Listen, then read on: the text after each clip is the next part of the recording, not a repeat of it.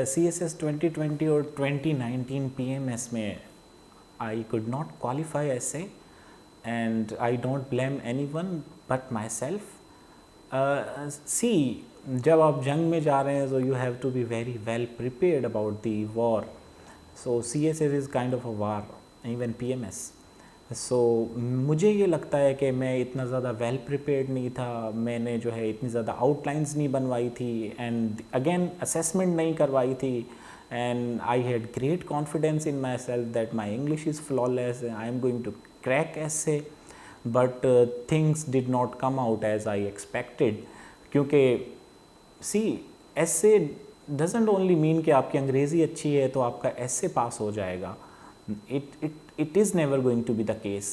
ऐसे also means कि जिस टॉपिक पर आप ऐसे लिख रहे हैं you know that topic, you can analyse about that topic and you can break that topic properly. I mean, you can decode, deconstruct the topic very properly, pertinently, and you do not beat about the bush. So I think मैंने practice कम की, मैंने assessment कम करवाई, so that landed me nowhere. Well to me आज के दौर में क्वालिटी कंटेंट ढूंढना तो कोई इतनी बड़ी बात नहीं है. There are so many sources one can go through.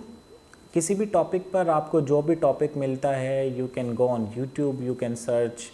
Even the economist है, फॉरेन अफेयर्स की मैगजीन्स हैं, वो आप लोगों को मिल जाती हैं आजकल तो व्हाट्सएप ग्रुप्स में. It was not that easy 10 years back.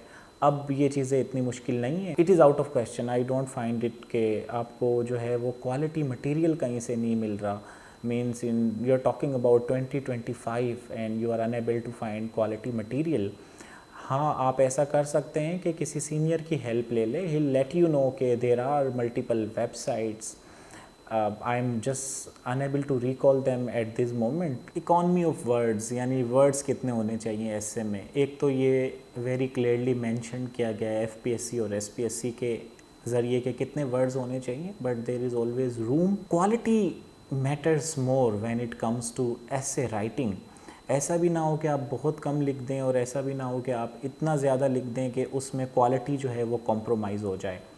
So I think there should be balanced approach. आप अपनी क्वालिटी कॉम्प्रोमाइज़ ना करें. I can not just give you limit of words कि आप 2000 लिख दें या 2500 वर्ड लिख दें या 1800 लिख दें, but it should look like sufficient stuff when the checker is reading it. So quality is not big deal, especially when it comes to essay writing in CSS and PMS. However, optional subjects में, especially in PMS, economy of the words matters and you have to write more arguments, you have to fill the copies as much as you can.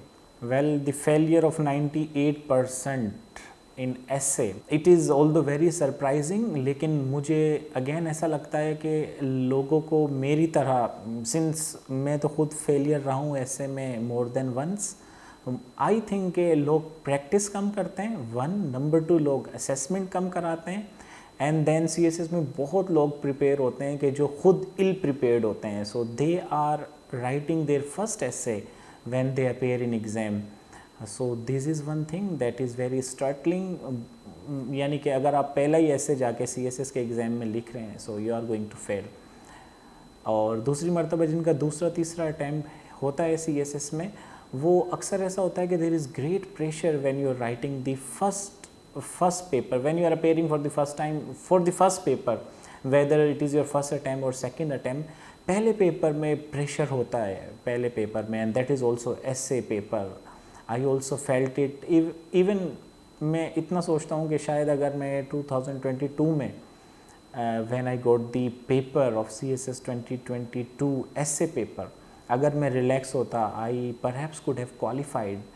So remaining calm, remaining composed, choosing the essay very calmly is very important. Well it can happen. हर किसी का जो aptitude है, हर किसी की जो writing style है या जो वो पढ़ना पसंद करते हैं, दैट इज़ वेरी डिफरेंट. जैसे I for the one am the person के मुझे जो है वो लिटरेचर पढ़ना पसंद है, डाइजेस्ट पढ़ना पसंद है, हिस्ट्री पढ़ना पसंद है, या ब्लॉग्स पढ़ना पसंद है, तो ऐसे बंदों के लिए इजी हो जाता है थोड़ा सा एब्स्ट्रैक्ट नेचर का ऐसे पास करना, या जिसे प्रोवर्बियल ऐसे कहते हैं। आजकल तो बहुत कम आते हैं, otherwise there are descriptive essays, very easy ones, even argumentatives, आप उनको लेकर आराम से पास हो सकते हैं। Just you need the sufficient amount of knowledge, one flawless English, and you need to decode it correctly. यानी कि जब आप टॉपिक देखते हैं, आप किसी अच्छे ऐसे के टीचर के पास जाएं, कबल इसके कि आप जो है वो यानी कि पूरे फुल फ्लेज ऐसे अटैम्प्ट करें, आप सिर्फ़ और सिर्फ ऐसे का टॉपिक लें और आप इस चीज़ का तयन करें कि आप उसको कैसे ब्रेक करेंगे अपने मेन हेडर्स में। आपने मेन हेडर्स भी नहीं बनाने अभी अपने, यानी कि जैसे ही to at the very outset आपने क्या कोशिश करनी है, आप ये देखें ऐसे आया है climate change pros and cons और artificial intelligence its pros and cons.